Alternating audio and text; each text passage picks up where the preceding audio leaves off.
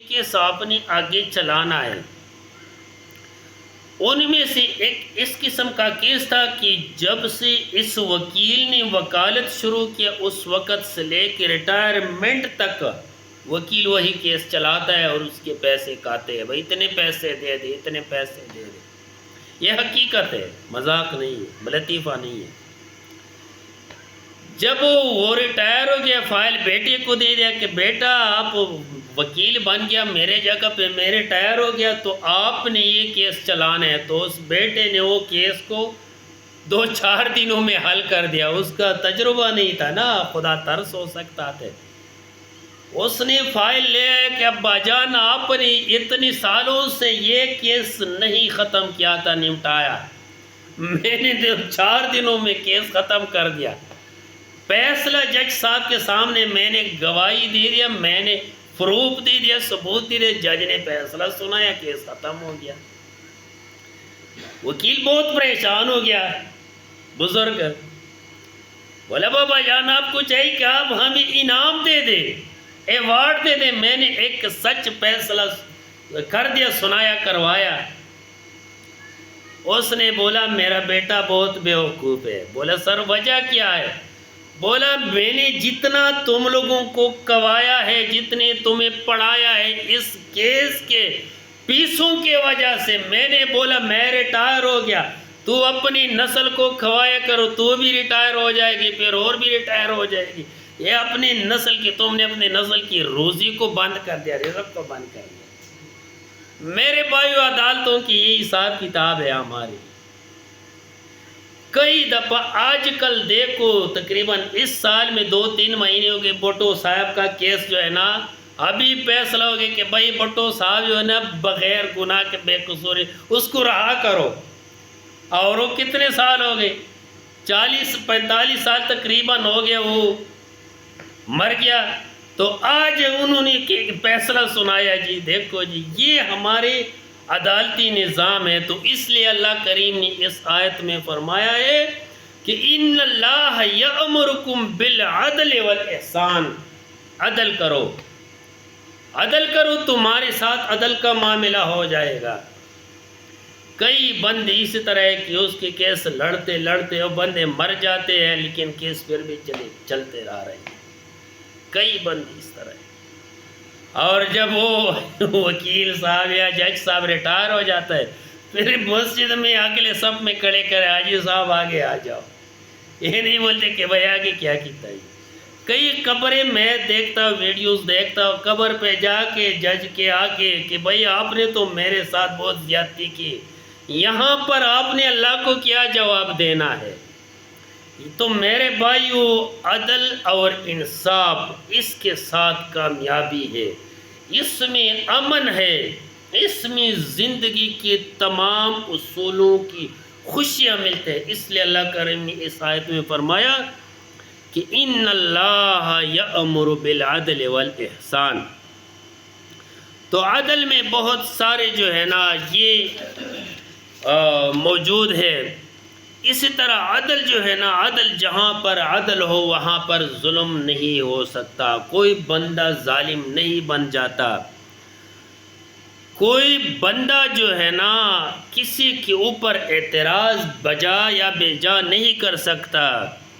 تو اس لیے اللہ کریم نے سب سے پہلے حکم دے دیا کہ بھائی عدل اور احسان. احسان کا مطلب یہ ہے تمہارے ساتھ لوگ جو بھی کرے تو نیکی کرو. بلادری والا آپ سے کتا تعلق رکھے تو آپ نے کیا کرنا ہے؟ رسول اللہ صلی اللہ علیہ وسلم سل من قطع کا، جو تم سے اپنے آپ کو جان چھڑا دیتا ہے، چلے جاتے ہیں، اس کے ساتھ اپنے آپ کو جوڑ دو. میرے بھائی اور صلہ رحمی یہ آواز دیتے ہیں، صلہ رحمی، رشتہ داری، اقربا پروری. اللہ تعالیٰ کے عرش کی نیچے یہ ہے اور آواز دیتے کہ یا اللہ جس نے مجھے جوڑ دیا اس کو جوڑ دے، جس نے مجھے توڑ دیا یا اللہ اس کو توڑ دو. آج کل ہمارے بلادری میں کتنے پریشانیاں ہیں جی. بھائی بھائی کے پاس جانا پسند نہیں کرتا، وہ میرے پاس نہیں آیا، میں کیسے اس کے پاس چلے جاؤ۔ بھائی بہن کے پاس جانا پسند نہیں کرتا، بہن بھائی کے پاس جانا پسند نہیں کرتی۔ ماں باپ بلادری، بھائی وہ تو ہمارے پاس نہیں، عید پر نہیں آیا، میرے شادی پہ نہیں آیا، میرے پلام مقام پہ نہیں آیا، میرے پلام مقام پہ نہیں آیا۔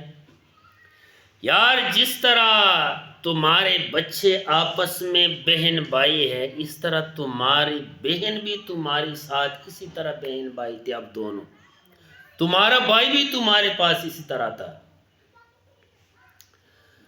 تو میرے بھائیوں، اس طرح چیزوں سے جو ہے نا عدل اور انصاف جو ہے نا یہ قائم ہو جاتا ہے۔ اور احسان اس کو کہتے ہیں کہ انسان کی غلطیوں کو معاف کر دے، اس کو دے دے، غلطی خود تسلیم کرے، تو اس کو کہتے ہیں احسان۔ احسان اللہ تعالیٰ نے فرمایا کہ وَبِالْوَالِدَيْنِ احسان، والدین کے ساتھ احسان کرو۔ احسان یہ ہے کہ والدین آپ کو ایک تپڑ بھی مارے، ایک ضرب بھی مارے تو آپ اس کے ساتھ اچھائی کرو، بابا جی میرے سے غلطی ہو گئی معاف کیجیے گا، اس کو کہتے ہیں احسان۔ تو اللہ کریم نے دوسرا نام کیا دے دیا؟ احسان۔ اور حدیث جبریل میں ہے، جو میں پہلے بھی جمعے بیان کر چکا ہوں کہ جبریل علیہ السلام آئے، اور لمبا حدیث ہے، کافی لمبی حدیث کے مطابق میں مختصر بیان کرنا چاہتا ہوں کہ رسول اللہ صلی اللہ علیہ وسلم سے پوچھا کہ مل احسان، احسان کیا ہے؟ تو پھر رسول اللہ صلی اللہ علیہ وسلم نے فرمایا کہ آپ فرما کیا چیز ہے؟ تو اس نے خود جواب دے دیا، جبریل تھا نا، انسان کی شکل میں آیا تھا، اس نے کہا احسان یہ ہے وَاعْبُدْ رَبَّكَ كَأَنَّكَ تَرَاهُ، اللہ کی ایسے بندگی کرے گویا کہ تو اللہ کو دیکھتے ہو، جس طرح تم اللہ کو دیکھتے ہو اسی طرح بندگی کرو اللہ کی۔ فَإِن لَمْ تَكُنْ تَرَاهُ فَإِنَّهُ يَرَاكَ، اگر تو اللہ کو نہیں دیکھ سکے تو وہ آپ کو دیکھ سکتا ہے۔ اسی طرح یہ عقیدہ رکھنا، یقین کرنا، یہ احسان ہے حدیث میں۔ یعنی مطلب یہ ہے کہ آپ نے جو بھی کام کرنا ہے، آپ نے یہ سوچنا ہے کہ اللہ تعالیٰ مجھے دیکھ رہا ہے۔ ایک مولانا صاحب کے پاس ایک بندہ آیا، بزرگ استاد تھے ہمارے، اس نے بولا مولانا صاحب احسان کا مقام مجھے مل گیا ہے۔ اس نے کہا کیسے؟ جب میں نماز پڑھتا ہوں تو مجھے محسوس ہوتا ہے کہ اللہ تعالیٰ میرے سامنے ہے، میں اللہ کو دیکھ رہا ہوں، مجھے دیکھ رہا ہے۔ مولانا صاحب نے کہا اچھا نماز کی تک محدود ہے یا آگے پیچھے بھی ہے؟ بولا نہیں صرف نماز تک محدود ہے۔ اس نے بولا یہ احسان نہیں ہے، احسان یہ ہے کہ تم نے جو کام کرنا ہے تم نے اس وقت محسوس کرنے کا اللہ تعالیٰ مجھے دیکھ رہا ہے، اللہ ویندا پیا، یہ احسان ہے۔ جب اللہ تعالیٰ کی اس طرح بندے ہو، احسان والے بندے، تو پھر معاشرے میں بگڑاؤ نہیں پیدا ہو سکتے، معاشرے میں برائیاں، معاشرے میں جرم یہ نہیں ہو سکتے، معاشرہ خوبصورت معاشرہ بن جاتا ہے۔ تو اس لیے اللہ کریم نے یہاں پہ احسان کا ذکر کیا ہے، اور احسان جو ہے نا یہ اللہ تعالیٰ کی بڑی نعمتوں میں سے ہے، بڑی بڑی نعمتوں میں سے ہے۔ تو میرے بھائیو، اللہ کریم نے دوسرے سٹیپ پہ فرمایا کہ احسان، تو اس لیے میرے بھائیو احسان اور عدل اس میں مساوات ہے، اس میں خوشی ہے، دل کی سکون اس میں ہے۔ اگر احسان اور عدل نہ ہو تو پھر دل کو سکون نہیں ملتے۔ اس طرح اس میں نفساتی جو ہے نا، نفس کے انسان کی نفس میں جو گندگیاں پیدا ہو جاتی ہے یہ ختم ہو جاتی ہے۔ تو ہر چیز میں انصاف اور عدل ہونا چاہیے، اور یہ نیک کاموں میں بھی عدل ہونا چاہیے۔ نیک کاموں میں جو عدل ہے نا، اس کے بارے میں ایک واقعہ سنا سکتا ہوں۔ جب وہ مدینے میں مہاجر لوگ آ گئے مکے سے، تو رسول اللہ صلی اللہ علیہ وسلم نے، مدینے والے بیچارے تو غریب لوگ تھے لیکن تجار تھے، لیکن اتنے اپورٹ نہیں کر سکتے اس طرح ایک ملک دوسرے ملک کو برداشت کرتا ہے نا، وہاں پہ اتنی وسائل نہیں تھی۔ تو رسول اللہ صلی اللہ علیہ وسلم نے فرمایا کہ ایک مہاجر ایک انصار کا بھائی بن جاؤ، گھر میں حصے میں، یہاں تک کہ لوگوں نے مکمل بھائی کی طرح حق دے دیا کہ یہ میرا سکا بھائی ہے۔ تو ان میں سے ایک صحابی ہے، اس کا نام ہے ابو درداء رضی اللہ تعالی عنہ، اور اس کا جو بھائی بن گیا تھا وہ سلمان پارسی رضی اللہ تعالیٰ عنہ بن گیا تھا۔ دونوں بھائی بن گئے۔ اس وقت پردے کا مکمل اہتمام بھی نہیں تھا، شروعات تھی اسلام کے۔ تو حضرت سلمان پارسی رضی اللہ تعالیٰ عنہ گھر میں آگے دیکھ لیا، یہ جو ابو درداء رضی اللہ تعالیٰ عنہ کی جی بیوی ہے نا، اس کے جو بال ہے نا وہ اس طرح جس طرح یعنی صاف ستھرا نہیں سے، اس طرح مٹی لگی ہوتی ہے، کوئی ترتیب نہیں تھی جو بچے زنانیاں کرتے ہیں نا، صحیح کنگھی نہیں کی۔ اس نے بولا بابی یہ کیا کرتے ہو، یہ بال کس طرح ہے؟ وہ عورت تو پھر بھی شرماتی، لیکن اس نے اشارے سے سمجھایا کہ یہ جو تمہارا بھائی ہے نا، یہ ابو درداء، یہ اس کی وجہ سے یہ ساری رات نماز تہجد پڑھتی ہے اور سارا دن روزے اور یا جہاد میں ہوتا ہے، سارے دن ساری رات، تو میرے لیے توجہ نہیں، تو میں کیا کرنے کی، صاف ستھرائی میں کرنی ہے۔ تو حضرت سلمان پارسی رضی اللہ تعالیٰ عنہ نے ابو درداء رضی اللہ عنہ کو بلایا، بھائی یار یہ کیا کر رہا ہے، یار تیرے نفس کا بھی تمہارے اوپر حق ہے، اپنے جسم کو سکون بھی دینا ہے، رات کو سونا بھی ہے، جاگنا بھی ہے، محنت بھی کرنا ہے، لیکن تمہاری اس بیوی کا بھی حق ہے۔ عدل کے بارے میں واقعہ ہے نا، عدل کرنا۔ تو پھر حضرت سلمان پارسی رضی اللہ عنہ نبی پاک صلی اللہ علیہ وسلم کے پاس چلے گئے، فرمایا کہ حضور میں تو ساری رات نفل اللہ کے ساتھ مناجات میں مشغول ہو، سارا دن آپ کے پاس ہو، اور سلمان پارسی نے میرے ساتھ یہ بات کی کہ بھائی یہ جو میرے بھابی ہے اس کا بھی کوئی حق ہے۔ نبی پاک صلی اللہ علیہ وسلم نے فرمایا کہ سلمان نے اچھی بات کی ہے، عدل کیا۔ تو میرے بھائیو، ان لربک علیک حقا، تمہارے رب کا تمہارے اوپر حق ہے۔ اس نے کہا وَإِنَّ لِنَفْسِكَ عَلَيْكَ حَقًّا، تمہارے نفس کا بھی تمہارے اوپر حق ہے، اپنے آپ کو ہلاکت میں نہ ڈالو، اپنے آپ کے ساتھ انصاف بھی کرو۔ وَلِأَهْلِكَ عَلَيْكَ حَقًّا، اور تمہارے اہل کا بھی تمہارے اوپر حق ہے۔ فَأَعْطِ كُلَّ ذِي حَقٍّ حَقَّهُ، ہر ایک حقدار کو حق دے دیا کرو۔ تو میرے بھائی یہ انصاف ہے، یہ عدل ہے، یہ مساوات ہے۔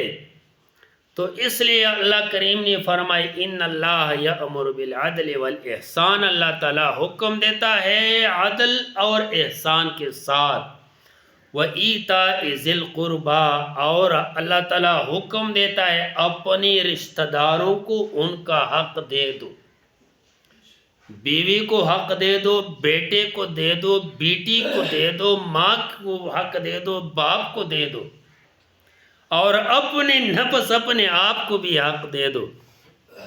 والاحسان، اور اس کے علاوہ بلائی بھی کرو۔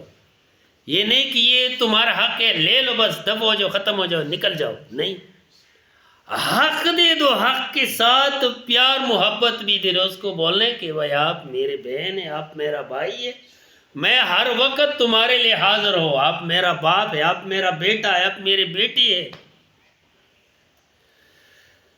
اور اسی طرح چھوٹوں پہ رحم کرنا یہ نہیں کہ کسی کو مارے، کسی کے ساتھ زیادتی. یہ ہمارے معاشرے میں بہت زیادتی آج کل میں دیکھتا ہوں نا. آپ کے بچے کے ساتھ کوئی بچہ لڑائی کرتا ہے، کہتا ہے بھی اپنے بچے کہتے اس کو مارو، تم کڑے تمہارے سامنے بچہ مار دے گی. یہ بھی ناانصافی ہے، کیونکہ رسول اللہ صلی اللہ علیہ وسلم نے فرمایا من لم یعقر کبیرنا ولم یرحم صغیرنا فلیس منا. جو ہمارے چھوٹوں پہ رحم نہ کرے، کیونکہ چھوٹے بچے جو ہے نا یہ دین کی فنیری ہے، دین کا کیا ہے، نرسری ہے. یہ بڑے ہو جائیں گی، دین کے بڑے بڑے کام کریں گے.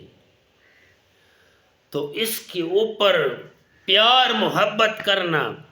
اسی طرح اگر یتیم بچہ ہے، میرے مصطفیٰ کا فرمان ہے کہ کوئی یتیم بچے کے ہاتھ اس کے سر پہ رکھ دے.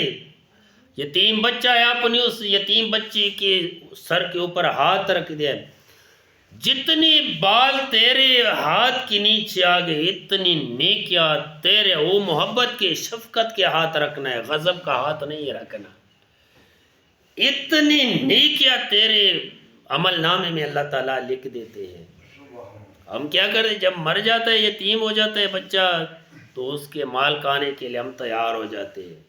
یہاں تک کہ ہمارے علماء بھی کہتے کہ بھائی اس کا جو مال ہے دے کے پکاؤ، گوشت پکاؤ. ہمارے علماء بھی اس کے کھانے کے لیے، یتیم کے مال کو کھانے کے لیے تیار ہو جاتی ہے، کیونکہ معاشرہ اسی طرح ہی ہے.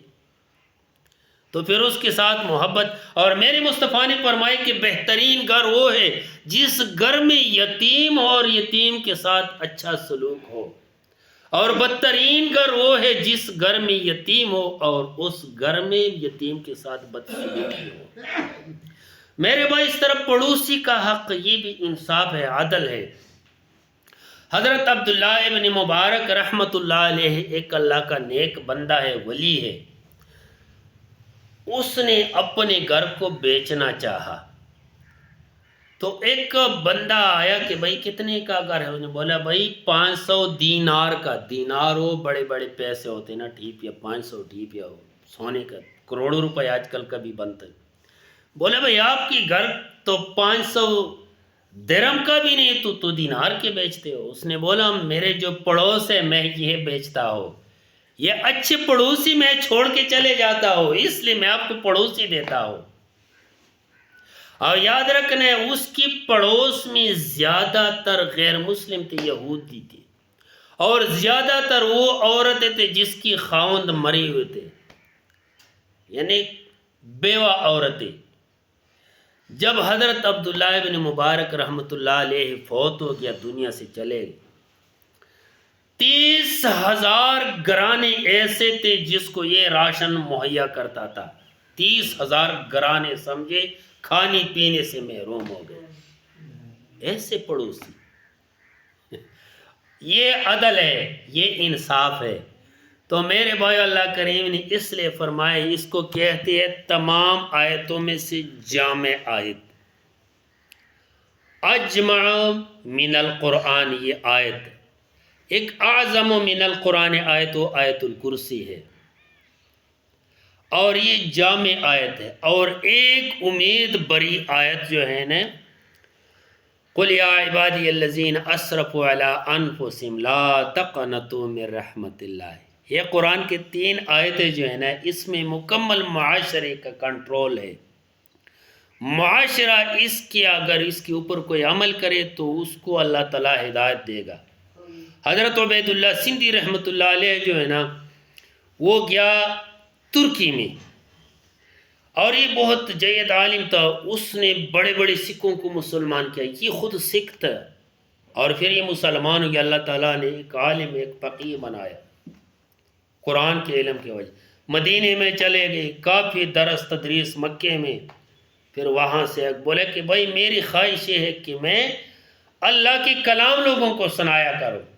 اور پھر انہوں نے ترک میں جو نظام چل رہا تھا، جو کمیونسٹی نظام چل رہا تھا، تو اس نے اس کو بولا کہ بھائی آپ مسلمان اپنے آپ کو کہتے ہیں. یہ آیت جو ہے نا، ان اللہ یأمر بالعدل والاحسان، یہ آیت اپنی اسمبلی میں اپنے قانون میں داخل کرو بھائی، اس کے اوپر عمل کرو، یہ یورپی ممالک آپ کے اوپر آئے گا تو وہ کیا نام ہے، کمال ہے، کیا نام ہے اس کا،